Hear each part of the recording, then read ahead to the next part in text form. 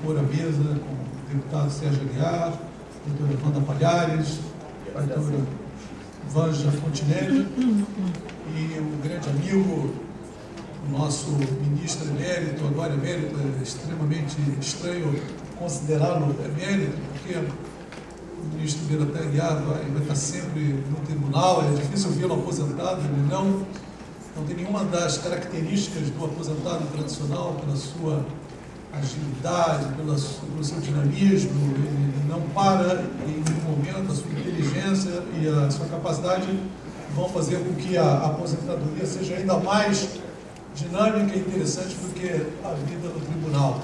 E é isso que está ocorrendo. Eu tive a grande honra de ser o vice-presidente na gestão do ministro Biratã Aguiar. Tive muita sorte, aprendi muito com ele, a experiência, a sabedoria e hoje, conduzindo agora a presidência do Tribunal de Contas da União, eu vejo quão valiosas foram as lições que tirei daquele tempo em que convivíamos e também presenciei exatamente as dificuldades com que lida o presidente de um órgão que está em constante mudança e que ocupa uma posição interessantíssima na arquitetura do Estado brasileiro. Eu vou falar hoje sobre um tema também muito caro ao TCU e à minha própria pessoa, que é o controle das concessões de serviços públicos e das parcerias público-privadas. Esse é um tema que ganha um espaço extraordinário no Brasil de hoje. Isso é noticiado a todo momento na mídia. Nós percebemos quantas obras de infraestrutura são construídas no Brasil, o quanto há para fazer e os diversos modelos que são utilizados para viabilizar e implementar essas obras nos diversos setores de infraestrutura, eletricidade, rodovias, portos, telecomunicações. O Brasil passou por 3 fases bem distintas. A primeira fase, quando as ações na área de infraestrutura eram basicamente realizadas pelo governo federal. Isso se deu até a década de 80 e principalmente até a década de 90. O Estado tinha a seu encargo a competência, a obrigação de realizar as obras em diversas áreas de infraestrutura, por isso havia inúmeras empresas estatais que realizavam esse mistério. E na década de 90 se percebeu que essa situação era uma situação crítica, o Estado tinha parcos recursos públicos para investir em infraestrutura e era preciso, portanto, estabelecer algum tipo de conexão com a iniciativa privada para viabilizar a realização de obras que são absolutamente necessárias para viabilizar o crescimento sustentado do Brasil. A partir da década de 90 surge, então, o Programa Nacional de Desestatização, no plano federal, copiado no plano estadual e até em municípios, a alienação de diversas empresas estatais, como nós sabíamos, para o setor privado, empresas estatais que exploram atividade econômica e que são vendidas mesmo para o setor privado, como na área petroquímica, siderúrgica, e algumas empresas estatais que prestam serviço público na área de eletricidade e telecomunicações também são alienadas, e aí nós temos novas concessionárias privadas, empresas privadas que passam a prestar um serviço público em nome próprio e sob sua conta e risco. Esse modelo foi um modelo acompanhado pelo tribunal com muita dificuldade. Na América Latina, sobre o influxo dos ares, dos ventos neoliberais ou liberais, em alguns países a privatização foi radical, muito rápida. Eu diria que no Brasil a privatização teve um ritmo um pouco mais lento, em função também da atuação do Tribunal de Contas da União, que conseguiu colocar alguma racionalidade, uma dose bastante apropriada de racionalidade nos processos de alienação de empresas estatais para o setor privado. E aí surge exatamente a expertise do tribunal, a qualificação do tribunal para analisar esses processos de delegação para o setor privado de concessões de serviços públicos. Bem, esse processo de privatização é seguido por um processo natural de criação de agências reguladoras. Começa em 96, a ANEEL, a Anatel, a ANP, e segue até 2005, 2006 com a criação da ANAC. Então nós temos uma década de criação e fortalecimento de um modelo regulatório de entidades que vão ter a seu encargo a competência para regular as concessionárias de serviços públicos, o mercado de serviços públicos, olhando sempre a atuação das concessionárias, dos usuários do serviço público e também os interesses do próprio Estado. O Tribunal também teve uma interação muito curiosa com as agências reguladoras. Depois nós vamos falar um pouquinho. Nós, ministro Biratã, usurpamos as competências das agências reguladoras durante um período de tempo relativamente pequeno, mas as agências reguladoras eram órgãos iniciantes sem condições de regular, porque não tinham pessoal, porque não haviam marcos regulatórios, a legislação não era adequada, e o tribunal ocupou esse vácuo e muitas vezes teve que, por exemplo, fixar tarifas de rodovias, de concessões rodoviárias e, eventualmente, até definir qual é o modelo da revisão tarifária de distribuição de energia elétrica. Era um período curioso, mas que o próprio tribunal tinha a percepção de que, se ele não fizesse, ninguém o faria. Óbvio que esse período ultrapassou, algumas agências reguladoras já têm, obviamente, tempo suficiente, capacidade, qualificação para exercer as suas competências. O tribunal ajustou a sua forma de controle, exercendo, como a gente vai ver também, um controle de segundo grau, de segunda ordem, respeitando a competência originária do controle das agências reguladoras. Mas foi um período muito curioso e que mostra exatamente o fosso que há, muitas vezes, entre realidade e norma abstrata genérica. Muitas vezes o que se faz na prática elastece, tenta estabelecer no limite da plasticidade a possibilidade de utilização de normas ao mundo real.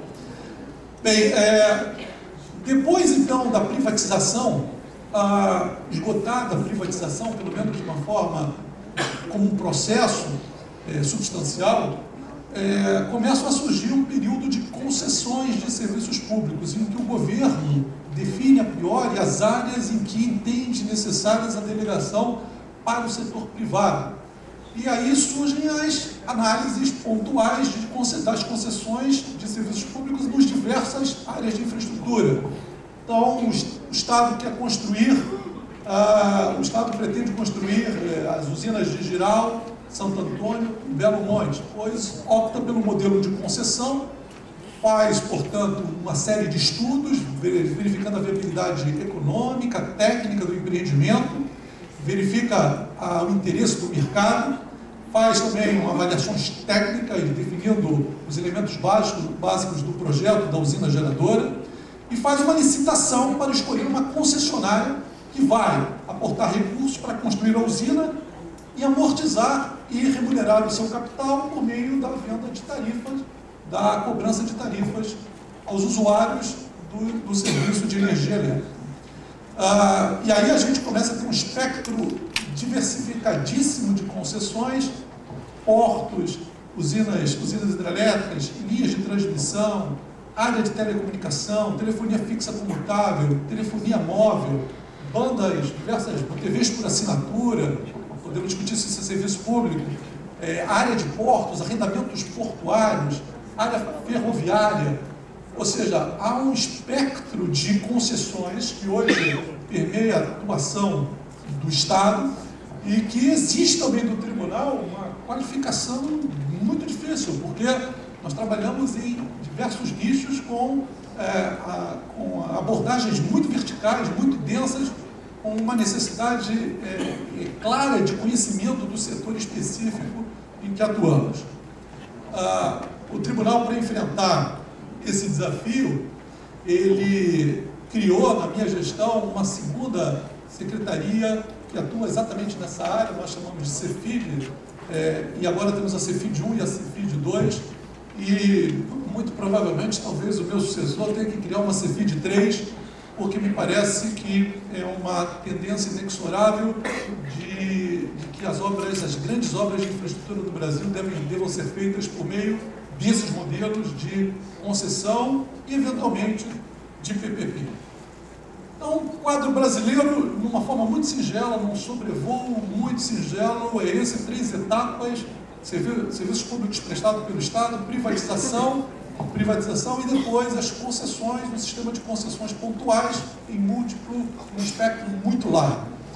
Mas eu queria também falar um pouquinho do tema, contextualizá-lo juridicamente.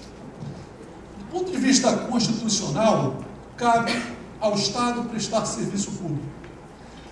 O artigo 175 deixa bem claro que a prestação de serviço público pode ser feita de 3 formas: diretamente pelo Estado, por um órgão, por uma empresa estatal, pode ser feito por concessão ou permissão de serviço público, que são contratos por meio dos quais o Estado delega ao particular, o concessionário, a competência para prestar o serviço público por sua conta e risco, aportando recursos privados e cobrando tarifa dos usuários do serviço público. A ideia de serviço público é uma ideia muito difícil de ser definida, o conceito de serviço público. Há diversas teorias que estabelecem conceitos sintéticos, analíticos de serviço público, mas todas elas passam, pelo menos, pela constatação da necessidade de se ter 3 elementos na conceituação de serviço público. Um traço que eu diria formal, que é a submissão ao regime jurídico-administrativo. Só é serviço público o serviço que é prestado total ou parcialmente sob a égide do regime jurídico-administrativo. Serviço público, portanto, não se submete às regras do direito civil que regula as atividades econômicas realizadas no nosso sistema econômico. Há incidência, portanto, do direito administrativo. Um substrato, um elemento subjetivo, que é a presença do Estado, imediato ou imediatamente. O Estado exerce, presta o serviço, ou ele delega e controla a prestação de serviço. O Estado jamais pode se afastar totalmente da arena dos serviços públicos, ele tem que estar presente. Mas o que caracteriza fundamentalmente o serviço público é o seu substrato material. A ideia de que serviço público pressupõe necessariamente a criação de uma utilidade ou atendimento a uma necessidade da coletividade, com uma perspectiva generalizante, ou seja, serviço público é alguma coisa que deve ser prestada a um conjunto importante de cidadãos. Jamais será serviço público algum tipo de serviço que o Estado exerça para beneficiar um nicho restrito de brasileiros. A pretensão universalizante, a tendência generalizante é um traço absolutamente intrínseco à ideia de serviço público. Muito bem, apesar de todo esse esforço da doutrina administrativista de definir serviço público, a gente tem que reconhecer que serviço público, afinal, é o que o legislador diz que é. É ele que, afinal, vai dizer: olha, isso é serviço público, isso não é serviço público. O serviço público, ele é o subconjunto das atividades econômicas que são realizadas no Brasil. Nós temos as atividades econômicas e há um subconjunto escolhido pelo legislador em que se coloca a tarja de serviço público. Por que os serviços postais são serviços públicos no Brasil? Bem, tem um substrato material. Claro que há uma pretensão de que os serviços postais sejam prestados de uma forma generalizada a todos os brasileiros, mas foi uma definição absolutamente objetiva, consta da Constituição, artigo 21, que os serviços postais devem ser prestados pelo Estado. Isso é uma definição empírica, constatável. Por que energia elétrica é serviço público? Opção do legislador. Por que telecomunicações é opção do legislador? Por que os serviços vinculados ao petróleo não são serviço público? Opção do legislador. Por que a agropecuária não é serviço público, e sim uma atividade econômica prestada no âmbito do direito civil e direito comercial, direito econômico? Isso é uma opção do legislador.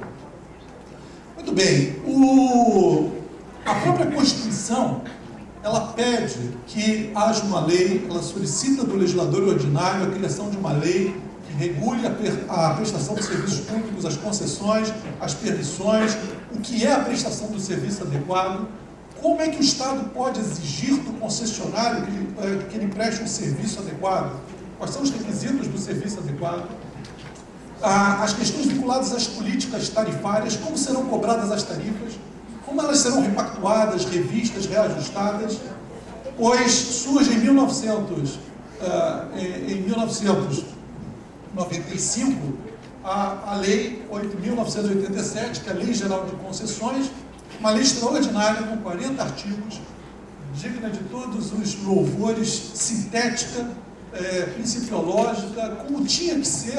A verdade é que as leis muito analíticas tendem a ter vácuos, deficiências de plasticidade para se adaptar às realidades supervenientes. A Lei 8.987 é uma lei moderníssima, ela se adapta com maior facilidade a todo tipo de concessão, porque ela é principiológica, abstrata e tem, portanto, capacidade de se adaptar às novas realidades. Essa lei 8.987, ela serviu, portanto, de balizamento para a prestação de serviços públicos concedidos ou permitidos e serviu para o TCU também, extrair dela as referências para o controle das concessões de serviços públicos. Um exemplo, como é que nós fazemos o nosso controle sobre as concessões de serviços públicos? Toda concessão tem que ser licitada, essa é uma regra geral. É um contrato administrativo precedido de licitação. O Constituinte originário, no artigo 175, ainda diz que as concessões e permissões devem ser sempre precedidas de licitação. É óbvio que o sempre jurídico não é um sempre absoluto, não há nada em direito que seja absoluto, mas isso simbolicamente impõe a quase obrigatoriedade da licitação para as concessões. Muito bem, os contratos de concessão são contratos de longo prazo, casamentos que duram por muito tempo, estamos falando de 15 anos, 25 anos, 30 anos, 35 anos, possibilidade de prorrogação de prazo, portanto podemos estar falando de 50 anos, há contratos de concessão de mais de 100 anos, portanto nós estamos falando de algo que vai perdurar por muito tempo, pois é no momento da licitação que você tem o divisor de águas. Todo o controle efetivo que pode redundar em práticas efetivas, correções de rumo, deve se dar antes da licitação. Quando o contrato é assinado e o casamento é fixado, a efetividade da ação controladora diminui tremendamente. Então o tribunal criou, e a legislação facultou ao tribunal o exercício de um controle preventivo, que é feito em 5 etapas, por meio das quais o tribunal exige da agência reguladora, do Ministério, dos diversos ministérios, a apresentação de documentação, dados que provem a execuibilidade de todos os procedimentos que são realizados. E eu diria que a primeira etapa é a fundamental. O primeiro passo do tribunal é analisar a análise de viabilidade técnica e econômica do empreendimento. E aí nós vamos ver se há elementos básicos do projeto da usina de Jirau, se eles estão adequados, são capazes de definir adequadamente o empreendimento, se existe a orçamentação adequada da obra, se já foi definido um fluxo de receitas e despesas capaz de projetar a vida econômica daquele empreendimento. E, finalmente, o tribunal verifica qual é o tipo de licitação, qual é o critério que baliza aquela licitação. Geralmente, as licitações desse tipo, elas visam a menor tarifa. Ganha a licitação a empresa, consórcio de empresas que se propõe a prestar aquele serviço público, cobrando o menos possível dos usuários do serviço público. Vejam que esse é um cálculo dificílimo. Qual é a tarifa que um concessionário estará disposto a cobrar? Ele precisa saber quanto ele vai gastar, quanto custa a usina, quanto ele vai poder, como ele vai amortizar e remunerar o seu empreendimento. Portanto, isso dentro de um prognóstico de 30 anos, 25 anos. É, portanto, um conjunto de cálculos e uma fase muito complexa que exige muito trabalho técnico de altíssimo nível. E eu acho que o tribunal se especializou nessa área. É nesse momento que o tribunal verifica equívocos, sugere recomendações para a melhoria do modelo de avaliação econômica e financeira do empreendimento. Aqui nós conseguimos reduções extraordinárias nos cálculos das tarifas máximas, por exemplo, se o edital estabelece. Vou dar um exemplo. Na usina de Jirau, Santo Antônio, o governo estava imaginando estabelecer tarifas máximas de R$120 o megawatt-hora, pois o tribunal fez uma série de sugestões, recomendações e reduziu para R$90 o megawatt-hora, e na licitação a energia baixou para R$70 o megawatt-hora. Senhores, com um deságio extraordinário, e vocês não sabem a tensão que houve naquele momento. O governo com enorme medo da atuação do tribunal, de que essa redução da tarifa máxima pudesse desincentivar o mercado, impedir a participação de licitantes. Isso não ocorreu, pelo contrário, não tem ocorrido. A atuação do tribunal, hoje, com sua expertise, com a sua qualificação, ela é um fator de segurança, de estabilidade econômica e financeira.